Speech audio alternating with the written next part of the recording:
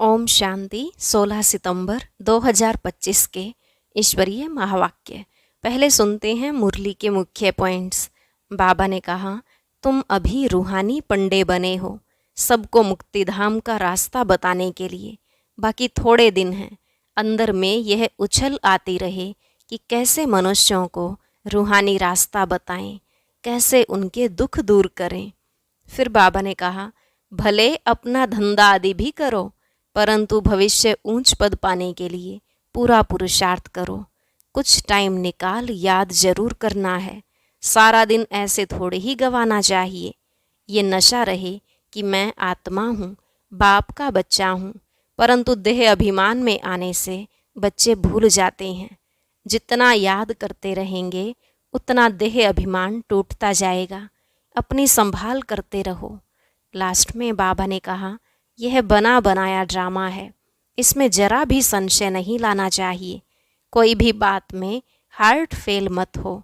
कितने भी विघ्न पड़े, स्वर्ग की स्थापना तो जरूर होनी है। अब सुनते हैं महावाक्यों को विस्तार से।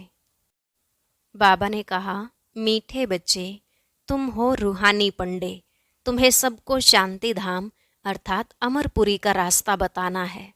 प्रश्न, तुम बच्चों को कौन सा नशा है, उस नशे के आधार पर कौन से निश्चय के बोल बोलते हो? उत्तर, तुम बच्चों को यह नशा है कि हम बाप को याद कर जन्म जन्मांतर के लिए पवित्र बनते हैं। तुम निश्चय से कहते हो कि भल कितने भी विघ्न पड़े, लेकिन स्वर्ग की स्थापना तो जरूर होनी ही है। नई दुनिया की स्थापना और पुरानी दुनिया का विनाश होना ही है। यह बना बनाया ड्रामा है, इसमें संशय की बात ही नहीं। ओम शांति। रूहानी बच्चों प्रति रूहानी बाप समझा रहे हैं, तुम जानते हो हम आत्मा हैं। इस समय हम रूहानी पंडे बने हैं, बनते भी हैं, बनाते भी हैं। यह बातें अच्छी रीति धारण करो। माया का तूफान भुला देता है। रोज सुबह शाम यह विचार करना चाहिए, यह अमूल्य रत्न अमूल्य जीवन के लिए रूहानी बाप से मिलते हैं। तो रूहानी बाप समझाते हैं, बच्चों तुम अभी रूहानी पंडे व गाइड्स हो, मुक्ति धाम का रास्ता बताने लिए। यह है सच्ची सच्ची अमर कथा। अमरपुरी में जाने की। अमरपुरी में जाने के लिए तुम पवित्र बन रहे हो। अपवित्र भ्रष्टाचारी आत्मा अमरपुरी में कैसे जाएगी? मनुष्य अमरनाथ की यात्रा पर जाते हैं। स्वर्ग को भी अमरनाथपुरी कहेंगे। अकेला अमरनाथ थोड़े ही होता है। तुम सब आत्माएं अमरपुरी जा रही हो। वह है आत्माओं की अमरपुरी परम धाम। फिर अमरपुरी में आते हैं शरीर के साथ। वहाँ कौन ले जाते हैं? परमपिता परमात्मा सभी आत्माओं को ले जाते हैं। उसको अमरपुरी भी कह सकते हैं, परंतु राइट नाम शांति धाम है। वहाँ तो सबको जाना ही है।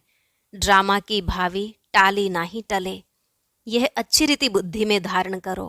पहले पहले तो आत्मा समझो। परमपिता परमात्मा भी आत्मा ही है, सिर्फ उनको परमपिता परमात्मा कहते हैं। वह हमको समझा रहे हैं। वही ज्ञान का सागर है, पवित्रता का सागर है। अब बच्चों को पवित्र बनाने के लिए श्रीमत देते हैं कि मामेकम याद करो तो तुम्हारे जन्म जन्मांतर के पाप कट जाएंगे। याद को ही योग कहा जाता है। तुम तो बच्चे हो ना, बाप को याद करना है। याद से ही बेड़ा पार है। इस विषय नगरी से तुम शिव नगरी में जाएंगे, फिर विष्णुपुरी में आएंगे। हम पढ़ते ही हैं वहाँ के लिए, यहाँ के लिए नहीं। यहाँ जो राजाएं बनते हैं वह धन दान करने से बनते हैं। कई हैं जो गरीबों की बहुत संभाल करते हैं। कोई हॉस्पिटल धर्मशालाएं आदि बनाते हैं, कोई धन दान करते हैं। जैसे सिंध में मूलचंद था, गरीबों के पास जाकर दान करते थे, गरीबों की बहुत संभाल करते थे। ऐसे बहुत दानी होते हैं। सुबह को उठकर अन्न की मुट्ठी निकालते हैं, गरीबों को दान करते हैं। आजकल तो ठगी बहुत लगी हुई है। पात्र को दान देना चाहिए। वह अक्ल तो है नहीं। बाहर में जो मांगने वाले बैठे रहते हैं उनको देना, वह भी कोई दान नहीं। उन्हों का तो यह धंधा है। गरीबों को दान करने वाला अच्छा पद पाते हैं। अब तुम हो सब रूहानी पंडे, तुम प्रदर्शनी व म्यूजियम खोलते हो तो ऐसा नाम लिखो जो सिद्ध हो जाए गाइड टू हेवन व नई विश्व की राजधानी के गाइड्स। परंतु मनुष्य कुछ भी समझते नहीं हैं। यह है ही कांटों का जंगल, स्वर्ग है फूलों का बगीचा जहाँ देवताएं रहते हैं। तुम बच्चों को यह नशा रहना चाहिए कि हम बाप को याद कर जन्म जन्मांतर के लिए पवित्र बनते हैं।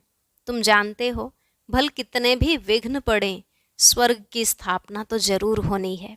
नई दुनिया की स्थापना और पुरानी दुनिया का विनाश होना ही है। यह बना बनाया ड्रामा है, इसमें संशय की बात ही नहीं। जरा भी संशय नहीं लाना चाहिए। यह तो सब कहते हैं पतित पावन, अंग्रेजी में भी कहते हैं आकर लिबरेट करो दुख से। दुख है ही 5 विकारों से, वह है ही वाइसलेस वर्ल्ड, सुख धाम। अभी तुम बच्चों को जाना है स्वर्ग में। मनुष्य समझते हैं स्वर्ग ऊपर में है, उन्हों को यह पता नहीं है कि मुक्ति धाम ऊपर में है। जीवन मुक्ति में तो यहाँ ही आना है। यह बाप तुम्हें समझाते हैं। उनको अच्छी रीति धारण कर नॉलेज का ही मंथन करना है। स्टूडेंट भी घर में यही ख्याल करते रहते हैं, यह पेपर भर कर देना है, आज यह करना है। तो तुम बच्चों को अपने कल्याण के लिए आत्मा को सतोप्रधान बनाना है। पवित्र बन मुक्तिधाम में जाना है और नॉलेज से फिर देवता बनते हैं। आत्मा कहती है ना, हम मनुष्य से बैरिस्टर बनते हैं, हम आत्मा मनुष्य से गवर्नर बनते हैं। आत्मा बनती है शरीर के साथ, शरीर खत्म हो जाता है तो फिर नए सिर पढ़ना पड़ता है। आत्मा ही पुरुषार्थ करती है विश्व का मालिक बनने। बाप कहते हैं यह पक्का याद कर लो कि हम आत्मा हैं।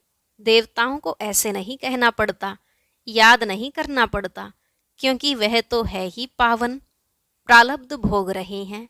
पतित थोड़े ही हैं जो बाप को याद करें। तुम आत्मा पतित हो, इसलिए बाप को याद करना है। उनको तो याद करने की दरकार नहीं। यह ड्रामा है ना, एक भी दिन एक समान नहीं होता। यह ड्रामा चलता रहता है। सारे दिन का पार्ट सेकंड बाय सेकंड बदलता रहता है, शूट होता रहता है। तो बाप बच्चों को समझाते हैं कोई भी बात में हार्ट फेल मत हो। यह ज्ञान की बातें हैं। भल अपना धंधा आदि भी करो, परंतु भविष्य ऊंच पद पाने के लिए पूरा पुरुषार्थ करो। गृहस्थ व्यवहार में भी रहना है। कुमारियां तो गृहस्थ में गई ही नहीं हैं। गृहस्थी उनको कहा जाता जिनको बाल बच्चे हैं। बाप तो अधर कुमारी और कुमारी सबको पढ़ाते हैं। अधर कुमारी का भी अर्थ नहीं समझते। क्या आधा शरीर है? अभी तुम जानते हो कन्या पवित्र है और अधर कन्या उनको कहा जाता है जो अपवित्र बनने के बाद फिर पवित्र बनती है। तुम्हारा ही यादगार खड़ा है। बाप ही तुम बच्चों को समझाते हैं, बाप तुमको पढ़ा रहे हैं। तुम जानते हो हम आत्माएं मूल वतन को भी जानते हैं। फिर सूर्यवंशी चंद्रवंशी कैसे राज्य करते हैं, क्षत्रिय पने की निशानी बाण क्यों दिया है, वह भी तुम जानते हो। लड़ाई आदि की तो बात है नहीं, न असुरों की बात है, न चोरी की बात सिद्ध होती है। ऐसा तो कोई रावण होता नहीं जो सीता को ले जाए। तो बाप समझाते हैं मीठे मीठे बच्चे, तुम समझते हो हम हैं हेवन के, मुक्ति जीवन मुक्ति के पंडे। वह हैं जिस्मानी पंडे, हम हैं रूहानी पंडे। वह हैं कलयुगी ब्राह्मण, तुम संगम युगी ब्राह्मण। अभी पुरुषोत्तम बनने के लिए पढ़ रहे हो। बाबा अनेक प्रकार से समझाते रहते हैं, फिर भी देह अभिमान में आने से भूल जाते हैं। मैं आत्मा हूँ, बाप का बच्चा हूँ, वह नशा नहीं रहता है। जितना याद करते रहेंगे उतना देह अभिमान टूटता जाएगा। अपनी संभाल करते रहो। देखो हमारा देह अभिमान टूटा है, हम अभी जा रहे हैं, फिर हम विश्व के मालिक बनेंगे। हमारा पार्ट ही हीरो हीरोइन का है। हीरो हीरोइन नाम तब पड़ता है जब कोई विजय पाते हैं। तुम विजय पाते हो तब तुम्हारा हीरो हीरोइन का नाम पड़ता है। इस समय इनसे पहले नहीं था। हारने वाले को हीरो हीरोइन नहीं कहेंगे। तुम बच्चे जानते हो हम अभी जाकर हीरो हीरोइन बनते हैं। तुम्हारा पार्ट ऊंचते ऊंच है। कौड़ी और हीरे का तो बहुत फर्क है। भल कोई कितने भी लखपति व करोड़पति हो, परंतु तुम जानते हो यह सब विनाश हो जाएंगे। तुम आत्माएं धनवान बनती जाती हो, बाकी सब देवालय में जा रही हैं। यह सब बातें धारण करनी है, निश्चय में रहना है। यहाँ नशा चढ़ता है, बाहर जाने से नशा उतर जाता है। यहाँ की बातें यहाँ रह जाती हैं। बाप कहते हैं बुद्धि में रहे। बाप हमको पढ़ा रहे हैं, जिस पढ़ाई से हम मनुष्य से देवता बन जाएंगे। इसमें तकलीफ की कोई बात नहीं। धंधे आदि से भी कुछ टाइम निकाल याद कर सकते हो। यह भी अपने लिए धंधा है ना। छुट्टी लेकर जाए बाबा को याद करो। यह कोई झूठ नहीं बोलते हैं।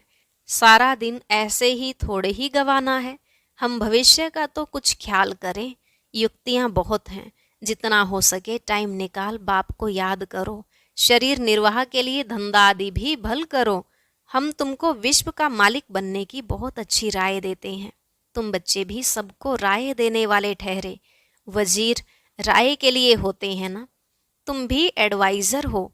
सबको मुक्ति, जीवन मुक्ति कैसे मिले, इस जन्म में वह रास्ता बताते हो।